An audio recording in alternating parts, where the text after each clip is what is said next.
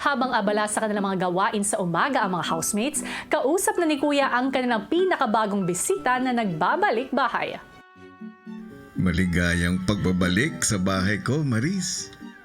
Hi Kuya, na-miss ko boses mo. Thank you po. Thank you for welcoming me ulit.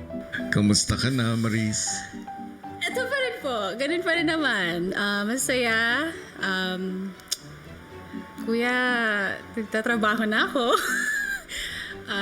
Naging artista po ako, Kuya, since nung lumabas ako dito na hindi ko in-expect. So, yun na po yung buhay ko. Isa na akong actress. Kailan tayo huling nagkausap?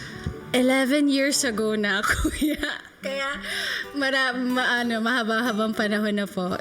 Yung last siguro nating usap, Kuya, was yung kinausap mo kaming Big Four. Yun na po yung huling beses na narinig ko yung boses mo. 11 years na pala ang nagdaan. Ang dami na sigurong nangyari. Ang dami na, Kuya. Sobrang dami. Actually, paglabas ko ng bahay, dire-diretso, Kuya, non-stop na blessings, project, mga teleserye, tapos after teleserye, movie naman. So, dire-diretso talaga, Kuya. So, malaking blessing. Masaya naman. Mabuti kung ganun, Maris. Yes po. I am very proud sa lahat ng mga na-accomplish mo. Thank you.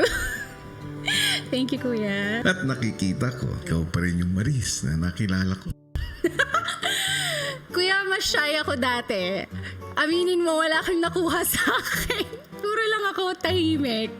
Tapos, mahiyain ako sa mga housemates kasi bata pa ako noon. Wala pa akong masyadong opinion sa buhay. Sumusunod lang ako sa mga housemates. So, ayun. May mga malalaking pagbabago. But you're right, Kuya. Andun pa rin yung dating ako. Kwentuhan mo naman ako. Ano ba ang hilig mo lately? Hilig. Yung mga interests mo? Kasi Kuya, sa calendar ko, punong-puno ng work. Tapos yung mga rest days ko, pa isa-isa. So, it's either mag-workout ako and yung isang ginagawa ko ay mag-picnic talaga. So, yan yung bagay na hilig ko ngayon.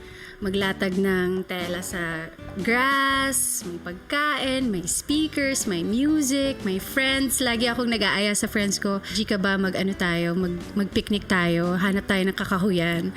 Yan talaga yung sinasabi ko sa kanila kasi yun yung way ko of going back to myself. Kasi sa work ko, you give so much energy and para hindi ka maubos, yun yung charge ko, yung picnic.